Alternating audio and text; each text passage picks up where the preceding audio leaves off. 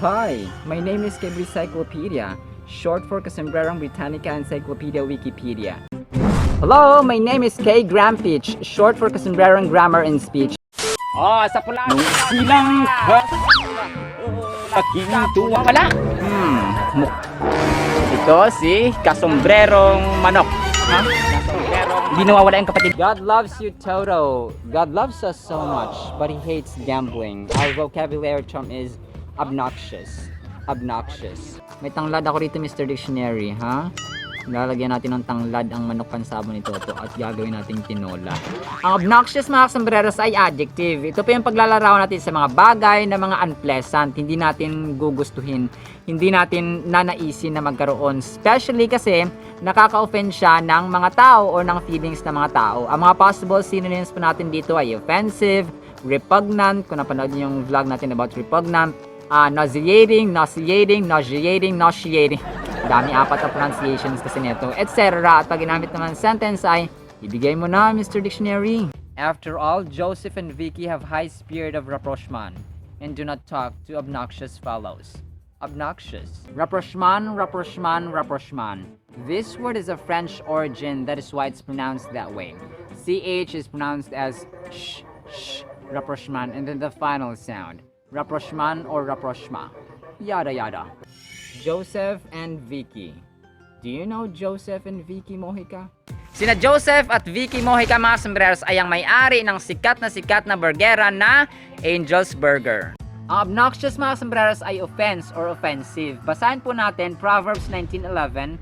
Good sense makes one slow to anger, and it is glory to overlook an offense. Okay, basahin po natin sa Tagalog. Sa Tagalog, ang kahinahunan ay nagpapakilala ng katalinuhan. Wow. Ang nagpapatawad sa masamang ginawa sa kanya ay kanyang karangalan. So, dapat po tayo magpatawad. Proverbs 17:9 sa English, whoever covers an offense seeks love, but he who repeats a matter separates close friends. Ang nagpapatawad or papapatawad sa kapwa ay nagpapasarap sa samahan. Ngunit ang nagpapakalat or pagkalat ng kahinaan ay sumisira ng pagkakaibigan. Mga sombreros, case-to-case basis kasi baka nasobra na siya ng tolerate or ng pag-cover sa offense, no? Pero tayo bilang mga tao ay magpatawad tayo. Pero iba kasi yung nagto-tolerate ka ng masama sa nagpapatawad. Alright? So, kung kaya napakalaga po, tara, let's read Love and Obey what's in the Holy Bible. Alam niyo ba, mga sombreros, kung bakit hindi tayo nasasaktan kapag pinuputulan ng ating buhok? Ito ay dahil ang ating buhok po ay gawa sa keratin. Ang keratin, mga sombreros, ay mga patay na cells, no? Hindi natin nararamdaman kasi nga patay na, no? Parang manhid. Hindi, joke lang po. Yun po, so, ang ating buhok po ay made of keratin. Kagaya po ng ating kuko na pag pinuputulan natin ay hindi tayo nakakaramdam ng sakit. Kagaya ng sungay ng kalabaw, bagaman pag pinutol natin ang sungay ng kalabaw, hindi sila nasasaktan, pero pangit pa rin po kasi kulang na, kasi wala na silang sungay. Hindi po ako barbero dito. Ito po yung tunay na may-ari ng barbershop. Muli po, ito po si Kasombrerong Dennis, aka Kim 2.0, at nagsasabing ang buhay ay mas lalo nagiging masaya, mas lalo nagiging puno ng faith, hope, and love pag si Lord Jesus Christ ang ating Panginoon, tagapagligtas at pag-asa. Muli po, maraming salamat, mga sombreros, at super chair dyan, 60 pesos lang, Jun's Barbershop dito sa Magapising. Bye-bye! See you sa next segment! Ito po ang inyong hamak na lingkod, Kasombrerong Dennis, at sa paghahatid ng kaalaman at tawa ay kasama ko sina Gabriel Encyclopedia o Kasombrerong Britannica Encyclopedia Wikipedia, si Mr. Dictionary, si Kay Grampich or Kasombrerong Grammar and Speech, at sa tawa, syempre, si Toto, ang pinakakwela sa lahat na nagsasabing, sabayan nyo kami, ang buhay ay mas lalo nagiging masaya, mas lalo nagiging faith, hope, and love, pag si Lord Jesus Christ ang ating Panginoon, pag-asa. Muli po, maraming salamat po, mga sombreros, sa mga sumasama sa learning, sa wisdom, sa knowledge. Maraming salamat po at see you sa next segment. Bye-bye!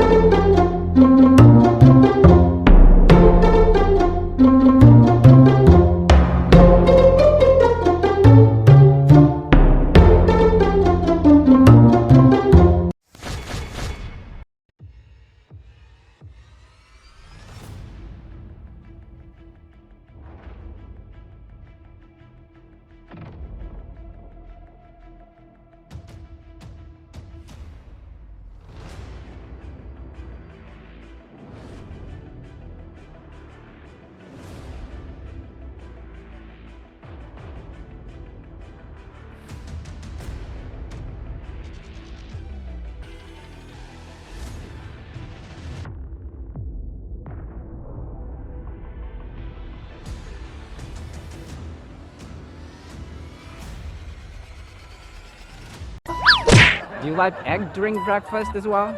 We're using Toto's big book. We have Mom!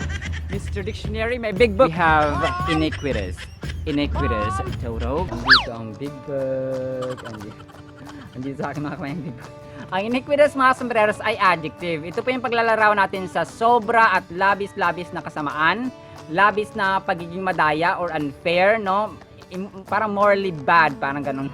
Ayaw po natin ng mga iniquitous na mga pangyayari or mga paglalarawan mga sombreros. Ang mga possible synonyms po natin dito ay wicked, infamous, vicious, heinous, etc. At pag ginamit naman sentence ay give it up, Mr. Dictionary. Toto's food court was a part of this iniquitous setup. Iniquitous. Konting kaalaman mga sombrero. Nabanggit ni Mr. Dictionary ang food court. Ang pinakamalaking food court sa buong mundo ay ang Oasis Restaurants and Entertainments na matatagpuan sa Cairo, Egypt. According sa Guinness World Records 2011 data, ay meron itong 4,223 seating capacity. Speaking of food court mga sombreros, alam niyo ba na sa langit ay merong food court na hindi nauubusan ng pagkain? Take note, Psalm 78:23-25. Sabi dito, yet he, this was God, had commanded the clouds above, no, inutusan daw niya, and opened the doors of heaven, had rained down manna on them to eat. Ito yung time po ni Moises at ng mga Israelita, mga sombreros, no, nagpaulan daw siya ng pagkain o ng manna na tinatawag na pagkain ng mga anghel. And given them of the bread of heaven. Grabe, no? Bread of heaven. Men ate angels as food. He sent them food to the full. Grabe. Nagpadala siya ng mana, ng pagkain ng mga anghel, mga sombreros, para pakainin ang mga pinili niyang tao, mga Israelites. Ang heaven po kasi, may mga bodega po doon. May bodega ng snow, ng ulan, ng pagkain, ng marami mga sombreros, no?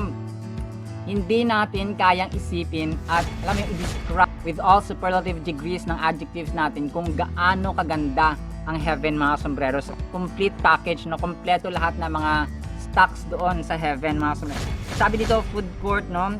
Had rained down manna on them to eat and given them of the bread of heaven, no? Galing mismo sa langit.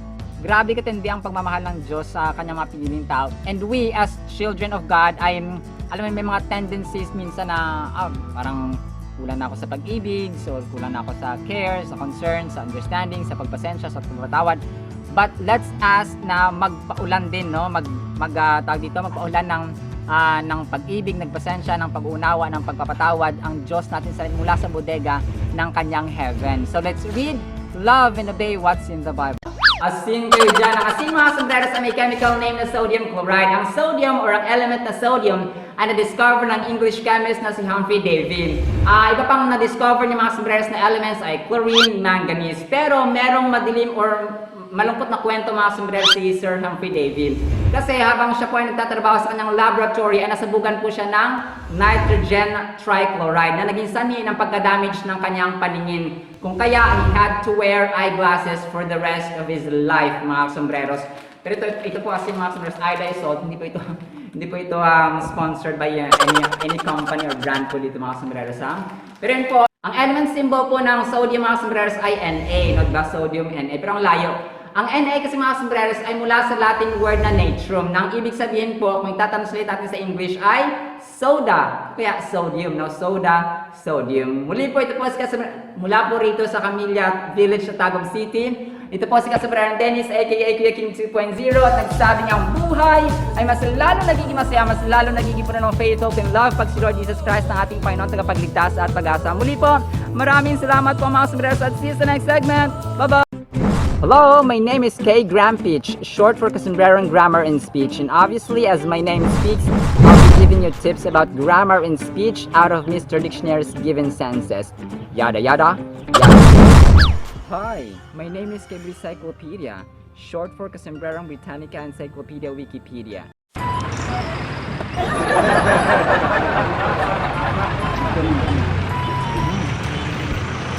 Toto and ice cream pop in the house. No, he is in the city. Our vocabulary term is respite. Respite, and not respite. Alright? It's respite. Ay nako, huwag ka na mainggit dyan kay Toto, Mr. Dictionary, sa ice cream pop niya. Ang respite, mga sombreros, ay noun. Ito po yung tawag sa isang maikling escape, maikling pamamahinga mo sa isang bagay na ginagawa mo. For example, mahirap or sa trabaho na mahirap. So, kailangan mo ng break. Ganun po siya mga sombreros. Ang mga possible synonyms po natin dito ay break, recess, hiatus, pause, delay, etc. At pag ginamit naman sa sentence ay give it up, Mr. Dictionary. A respite was thus given to Colonel Kai, but trainings were still done to level up his rank. Respite. Respite, respite, respite. The final vowel sound is as in schwa, the relaxed vowel sound. Respite. It's not respite. Although it's confusing because the words despite and in spite have the I sound, but it's respite. Yada yada. Kai, Kai, Kai. Do you know Kai Lun? Si Kai Lun, mga sombreros, ay isang Chinese inventor credited for inventing the paper. Ang naging basehan or source of information po nito ay ang 300 characters in volume 78 ng Huanshu na later ay Han Dynasty. Ang Huanshu, mga sombreros, ay isang official history records compiled by Fan Ye na isang historian at politician sa Liuzong Dynasty na naging kanaunan na naging Han Dynasty. Ang main source na information kay Lun, mga sombreros, is just 300 characters, no? Basahin po natin about 300 na numbers sa Biblia. Judges 7:2-8, sabi dito, sinabi ng Panginoon kay Gideon, napakarami mong kasama. Baka isipin nila na natalo nila ang mga Midianita dahil sa sarili nilang kakayahan at hindi dahil sa akin. That time kasi, mga sombreros, ay si Gideon po ang inappoint ng Panginoon para isalba at iligtas ang mga Israelita, no, ang kanyang lahi sa mga kalaban, no. Kalaban po dito ay mga Midianita, na mga Filisteo, and so on. Kaya sabihin mo sa kanila or sabihan mo sila na kung sino man ang natatakot ay maaari nang umalis dito sa bundok ng Gilead at umuwi na. Nang sinabi ito ni Gideon, umuwi ang 22,000 at 10,000 na lang ang natira. Pero sinabi ng Panginoon kay Gideon, marami pa rin ang naiwan. Dalhin mo sila sa ilog at susubukin ko sila. Kung sino ang sasabihin kong makakasama ay isama mo. At ang sasabihin ko na huwag isama ay huwag mong isama. Kaya dinala ni Gideon sa ilog, or dinala sila ni Gideon sa ilog. At doon sinabi ng Panginoon, ibukod ang lahat ng umiinom ng tubig sa kanilang kamay na parang umiinom na aso. At ibukod din ang umiinom ng nakaluhod. May 300 na tao, 300 katao ang uminom sa kanilang mga kamay at ang iba naman ay uminom na nakaluhod. Sinabi ng Panginoon kay Gideon, sa pamamagitan ng 300 katao o 300 taong ito ay liligtas ko kayo at pagtatagumpayin sa mga Midianita. Ang mga natirang tao ay pauwiin sa kanilang lugar at kaya pinauwi nga sila ni Gideon matapos ipaiwan ang mga dala nilang baon at mga trompeta. Pinaiwan din niya ang 300 taong napili. So ito, mga sombreros, kung napanood yung movie na 300, so dito po yun binase. Makita natin na ang mga tao kasi, no, pag sarili nilang lakas, no, kaya sabi, dahil sa akin yan, no, ako pa, no, dahil sa sipag at syaga ko, naging successful ako, ganyan, nakapagtapos ako ng pag-aaral, no. Tama na meron tayong ginawa, no, pero sabi dito, isa sa mga tumatak dito sa akin ay baka magtiwala sila sa sarili nila or baka sabihin nila na nanalo sila o nagtagumpay sila dahil sa kanila, dahil sa sarili nila at hindi sa Diyos, no. Kung kaya mainam talaga, mga sombreros, na kapag meron tayong mga victories, meron tayong mga achievements, ay una nating parangalan at pasalamatan ng Diyos, no. Pangalawa lamang ang ating sarili o ang mga tao sa paligid natin, because He alone approves and He alone disapproves, no. Kung kahit na ang tao kasi pag nagsumikap, na pag hindi niya pinahintulot ay wala ring mangyayari, no, hindi iyon magtatagumpay.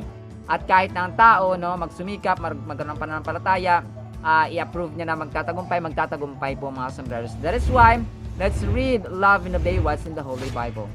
Pipino or cucumber, may scientific name na Cucumis sativus. Alam niyo ba, mga sombreros, na ang pipino po ay considered as prutas kapag botany po ang pag-uusapan natin, dahil sa physical structure sa process nito, nasa bulaklak nito mismo naluluto or nahihinog o nabubuo ang bunga at ang ovary. Pansinin po natin ang lanzones, rambutan at ang langka, doon din po sa bulaklak nila mismo nabubuo ang bunga. Kung kaya ito po ay prutas, pero yun nga, in reality, kahit nasa botany ay prutas ito may tuturing, kinakain natin ito, pwede naman itong pang salad, di ba? Pwede naman pang fruit or pang dessert, mga sombreros.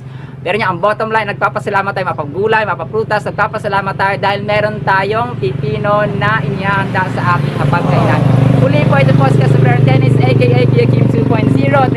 Sabayan nyo kami. Ang buhay ay magsawalang naging masaya, lalo naging faith of love, pagsulod sa pag-asa. Muli po, maraming salamat po mga sombrero sa mga sumasama sa learning, sa wisdom, sa knowledge. Maraming salamat po at see you sa next segment. Bye-bye!